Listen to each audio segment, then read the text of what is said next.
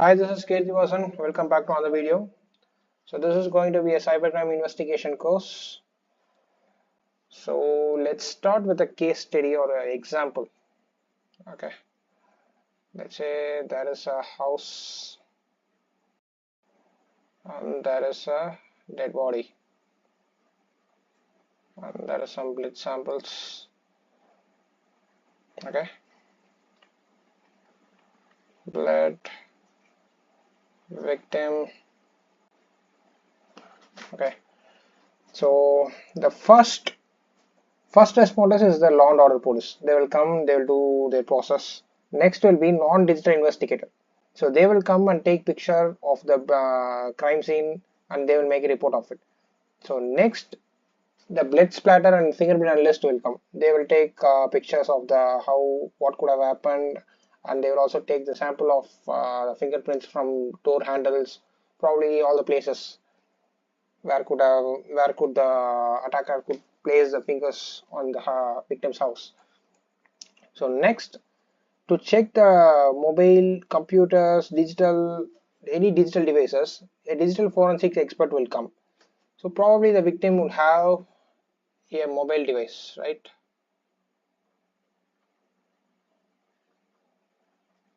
And probably a computer. So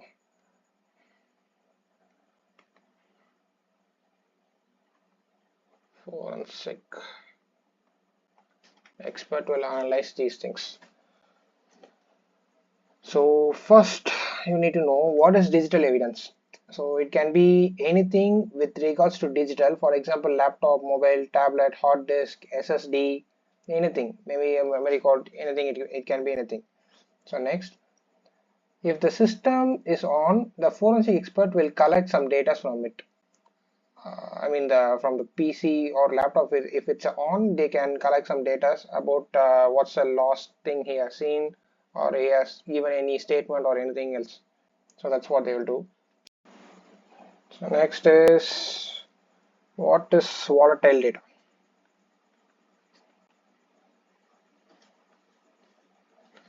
So it is something like it gets deleted when you turn off the data. For example, if the PC or the laptop is turned off, it could be deleted. That's what the volatile data is. So then let's come back to the case study. So then when he takes the devices to the forensic lab,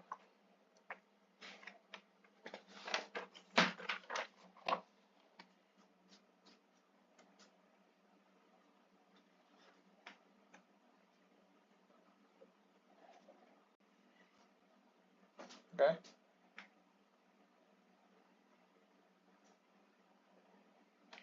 so when he takes to the forensic lab, what would we do, right? So first step, the PC, I mean the laptop or anything it can be. So we'll take two images. So I'll explain you what is images later. So one is for analysis,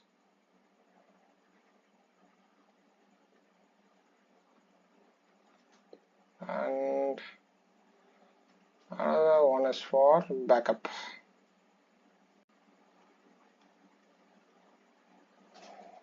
Okay.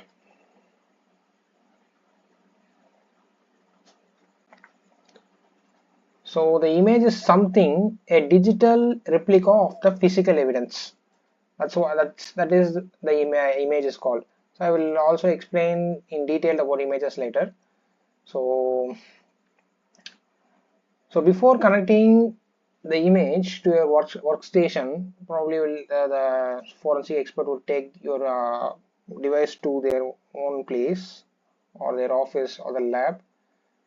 They will connect it to their workstation, right? So while connecting it, there is something called write blocker, WRITE blocker.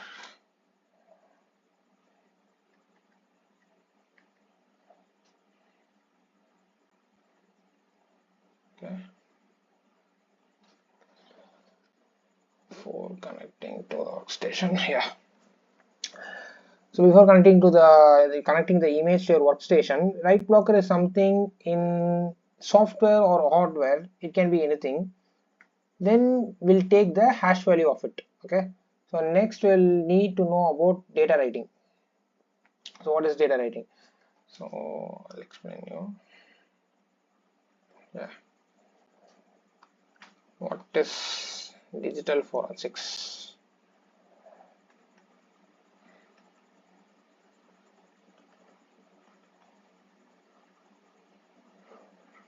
Computer forensics is just a branch of digital forensics. Okay.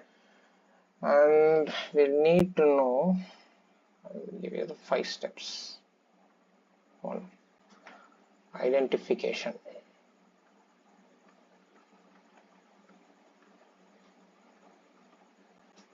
Don't mind my handwriting.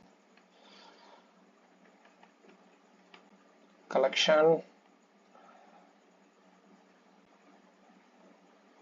Preservation. 4th is analysis. 5th will be presentation. So identifying the case study about the reports and everything, images, all those things.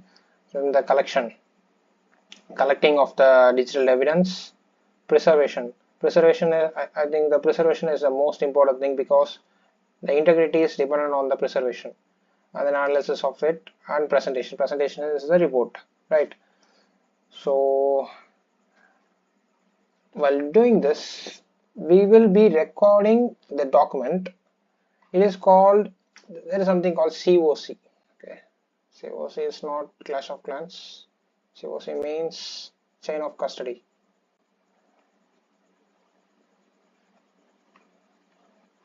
Chain of custody. Yeah. So I need to know what is COC.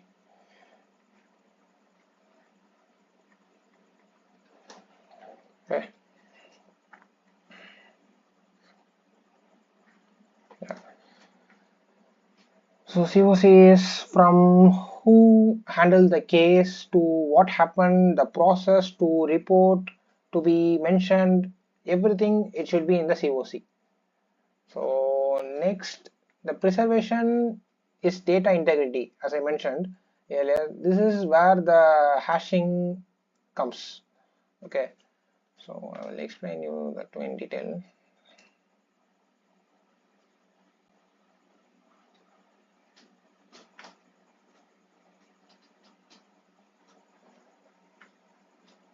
So let's say we have a pen drive.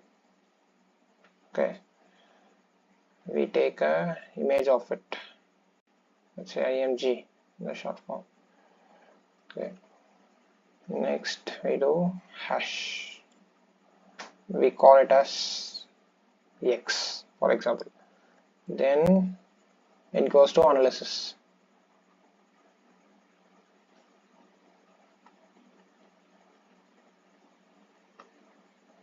Okay.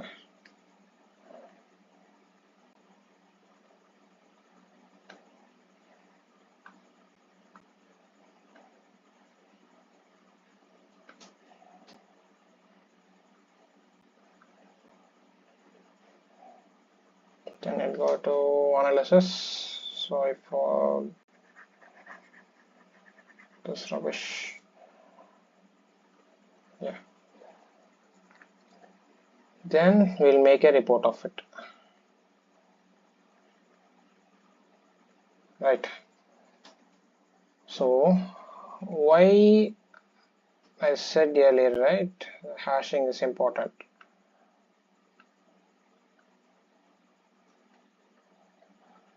This value x and the report would be y. While generating the report, the x and y should be same. That's why the hashing is important. Okay, so you understand. So this is for example, so as a cybercrime investigator, I have not tampered any information. For example, I have not added any information or deleted any information or anything it can be. So to maintain the integrity, the hashing is important. Okay, so then that's why we use the and also that's why we use the write blocker, as I mentioned earlier, because it allows only one-way communication. Okay, write blocker.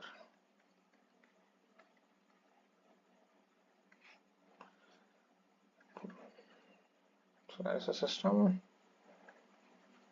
that is an X system. It only allows one-way communication. You can only read data.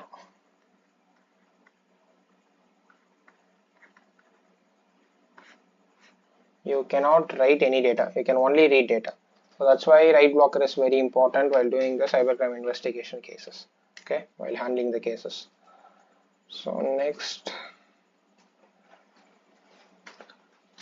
okay, let's go into the thing. So how digital evidence is used in court cases? You need to know those things. Okay.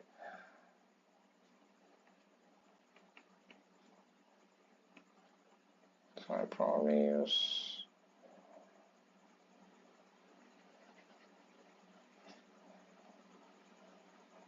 just a text. How digital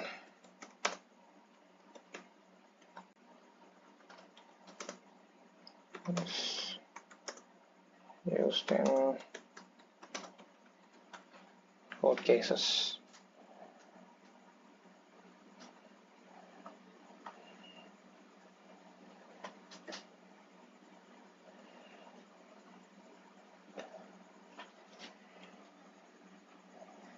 Okay, I need to know that.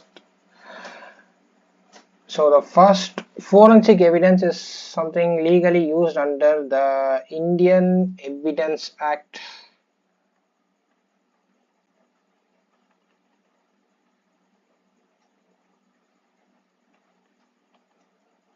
In 1872. Okay, remember that thing, 1872. Okay, the Indian Evidence Act 1872 involves hacking, phishing, identity theft, banking frauds, online scams, data breach, etc. etc. So if you are going to present something to the court, you need something called Section 65B certificate.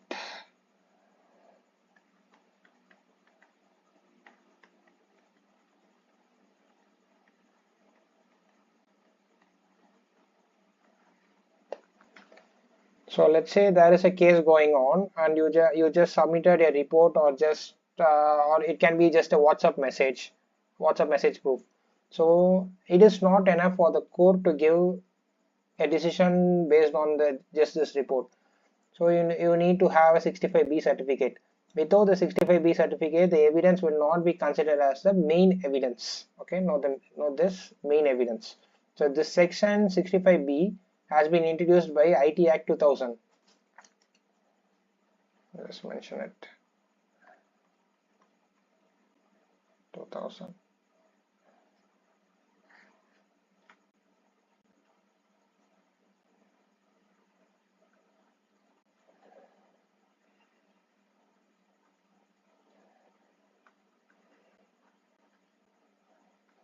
Yeah. So the certificate should declare that this proof has been obtained from an authentic source. It gives a confirmation that the evidence was not altered, tampered, or modified, and it can be signature, and it should have a signature of the person certifying the data. It can be issued by IT admins, cybercrime officers, police department heads, forensic experts handling the digital data. It can be anyone who is authorized. Okay. Next you need to know about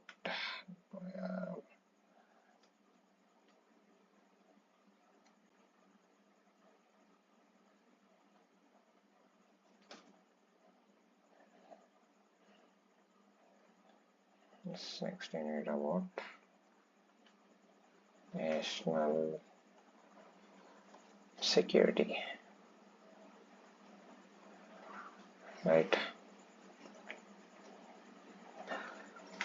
So Indian intelligence uses to decrypt communication. For example, Indian intelligence.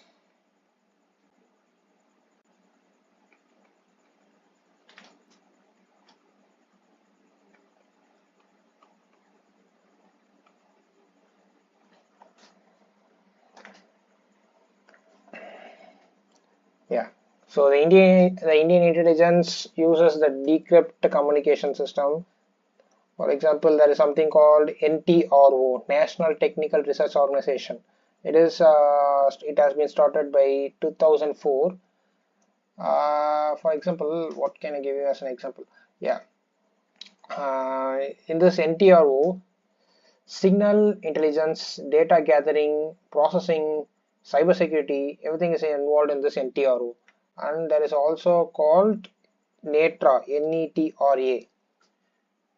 First is NTRO and next is NETRA, NETRA. So NETRA means Network Traffic Analysis. It is developed by CAIR, and the NETRA is a software. It's not a hardware. NETRA is a software. Let me give you an example about NETRA.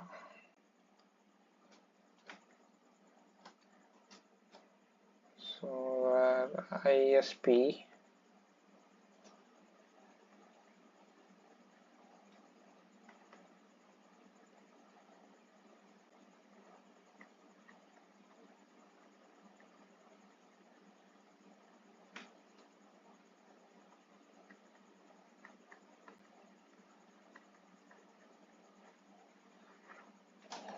So for example, you search something about that, there will be keywords for the NETRA, like bombs, some illegal words, guns, it can be anything. So if you search on those things, keep on searching for 1 week. Don't try this. I'm just saying. If you search on about the bombs related stuff, about guns, illegal activities, your ISP will get blocked. Maybe probably in just 1 week or 1.5 weeks. So this is used by RAW and Intelligence Bureau of India. Okay. So next thing you need to know about is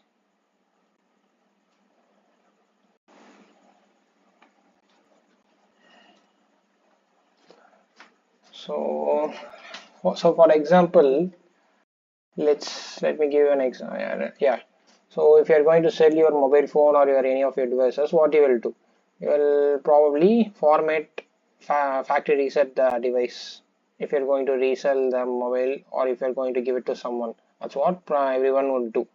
Some people would just delete the data in the device and you would give to other people. So there are many things you need to know. First thing is data deletion. Next is format. Next is wiping.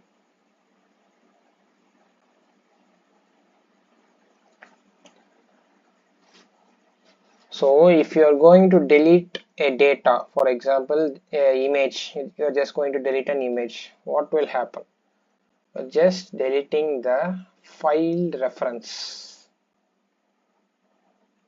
Okay. So if you're going to format the system,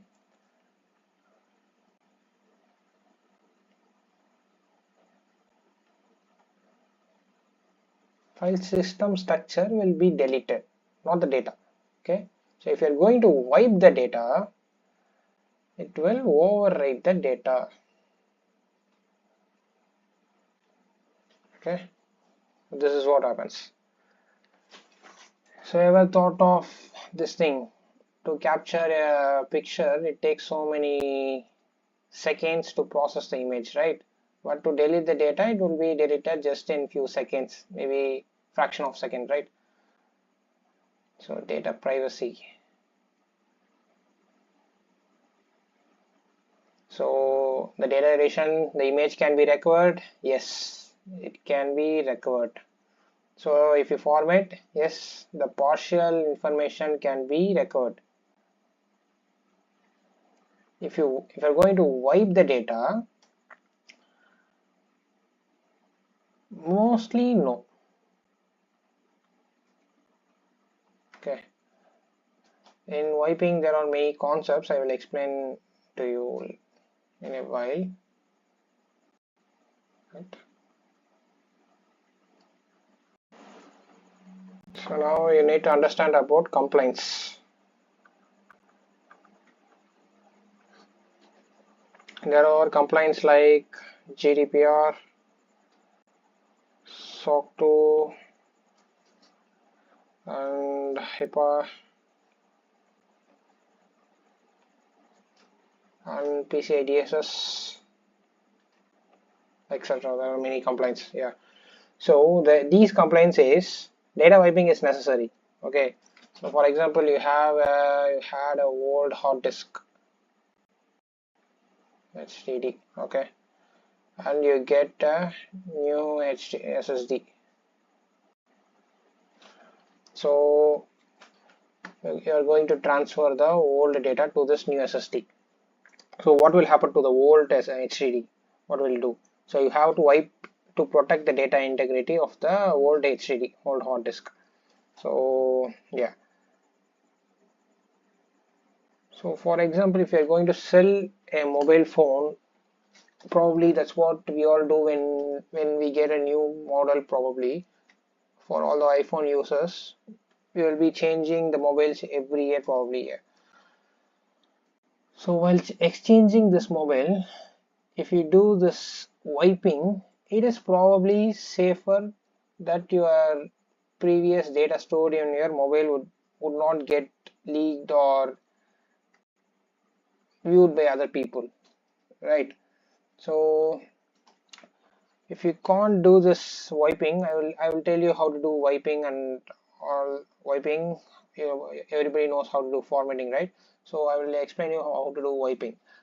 And if for the people who cannot do the wiping, let's say your mobile device has 128 GB of storage. Okay, so do a format, make your phone as new, add photos, videos, or anything that doesn't involve your own PII data, personal information data.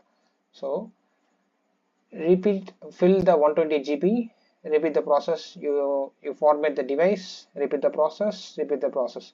So probably it's probably safer to sell the device, because once we extract the data, what will we get? The before formatted data, right? So it is like a textbook. It gets replaced by pages.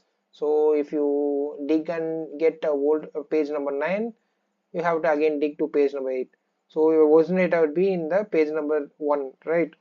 So you can do this, or if you can do wiping, I will explain you how to do wiping and what are the stages. There are process, I will explain you, right?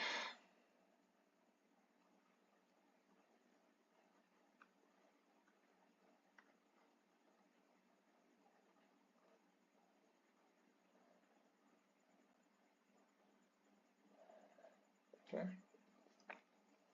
There are, oh sorry, 1 pass, 3 pass, 7 pass, and there are many more. So 1 pass is weak, or let's say low. Okay, so 3 pass is used by corporates. By who? Corporates. And the 7 pass is used by government, defense, government officials, all the PA data, everything. Government uses 7 pass. So there are commands like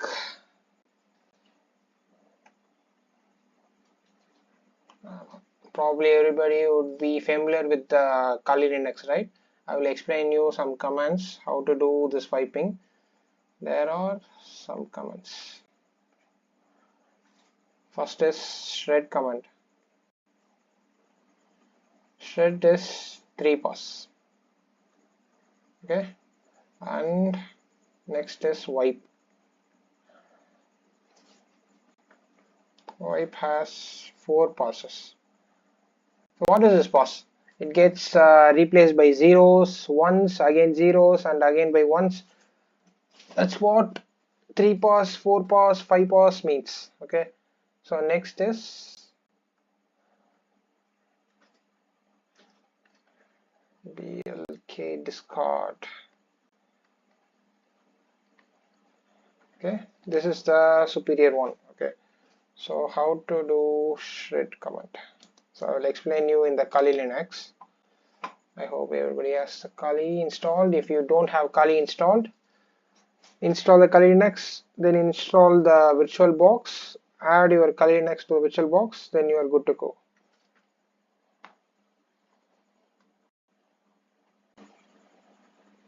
So open your Kali.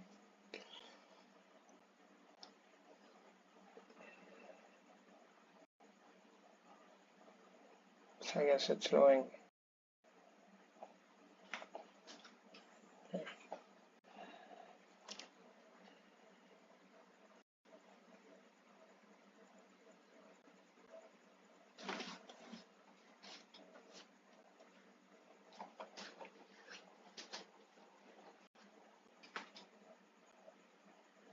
Yeah. Enter your username, enter your password.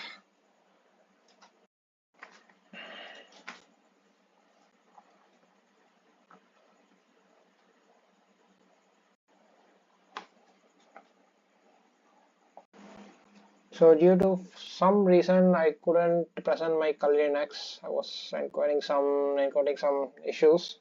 So okay, fine. I will explain you what I have done in the Kali. So first type sudo -s. So it will open your the rooted Kali.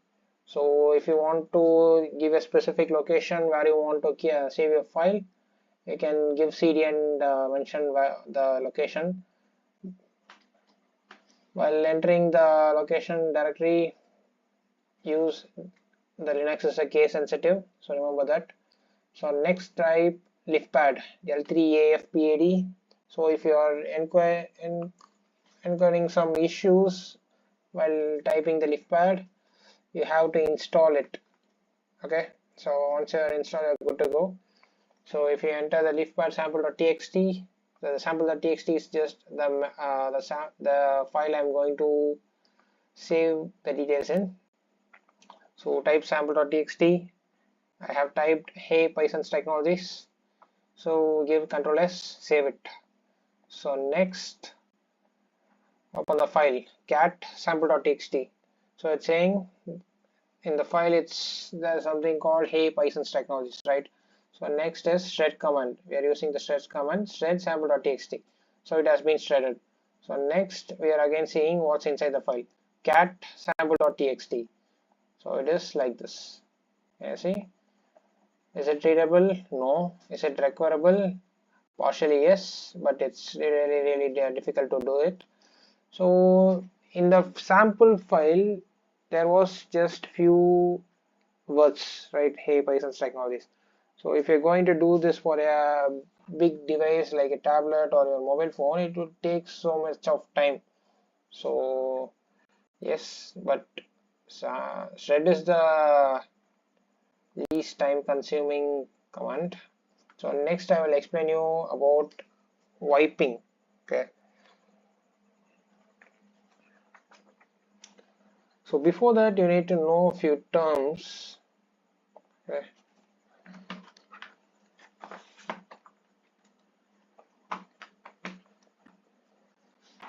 so what is -v? -v means verbose, verbose. Verbose. So it shows what's happening in the background. Okay, so next is hyphen z, replaces the final pass with all zeros. Okay, that's what the my hyphen z does. Next is hyphen u. Hyphen u, so after overwriting it is like going to the delete the file. Okay, it's going to delete the file. That's what the hyphen u is. So next is hyphen n. I mean the capital N is one. Okay, so it this changes the number of passes. The hyphen n changes the number of passes. Okay, so we are going to use a command like shred hyphen VZU hyphen n, number of times is 5, file name, let's say sample.txt.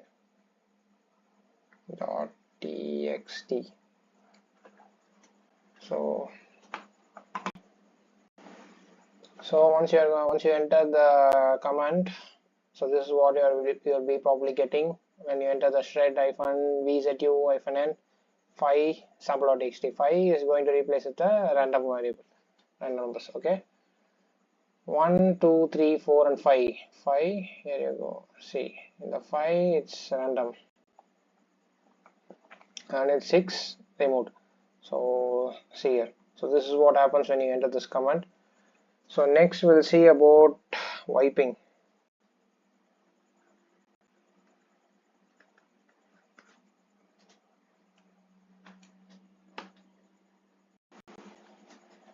So now we'll see about wiping. Okay,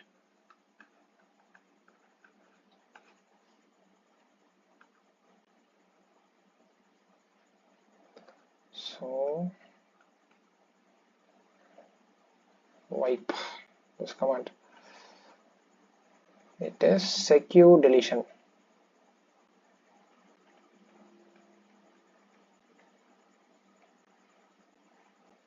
Okay, so this,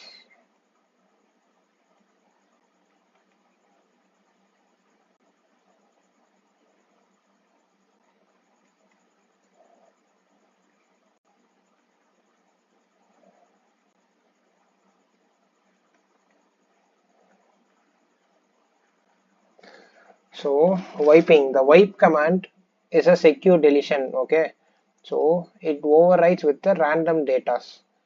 There is something called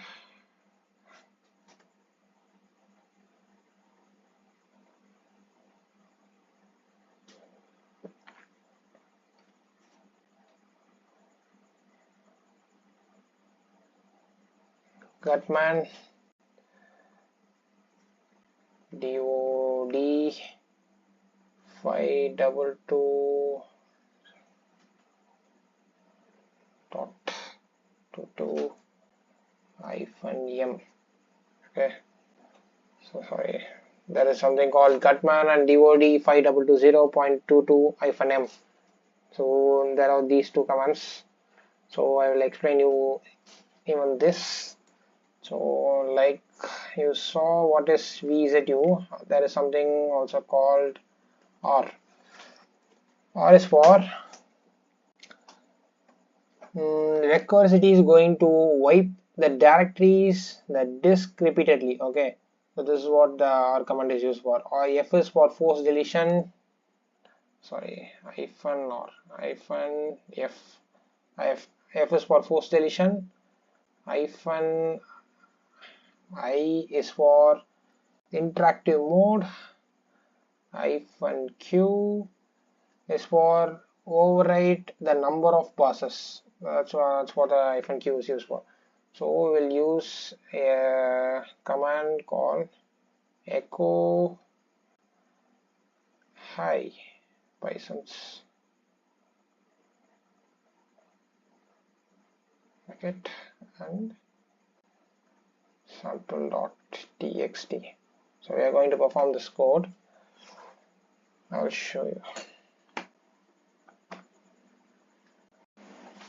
So we have performed the echo a content hi Pisence and in the file sample.txt. So we have opened with the cat function cat sample.txt. It showed the content inside the file. So next we use the command called wipe-rfi sample.txt. So it has wiped the whole data. So we have again checked, yes, it has been wiped. So be cautious before using these kinds of commands because it can delete your whole directory. It may, the files may not be recoverable. So be cautious while using it. So let's see in another video. Thank you.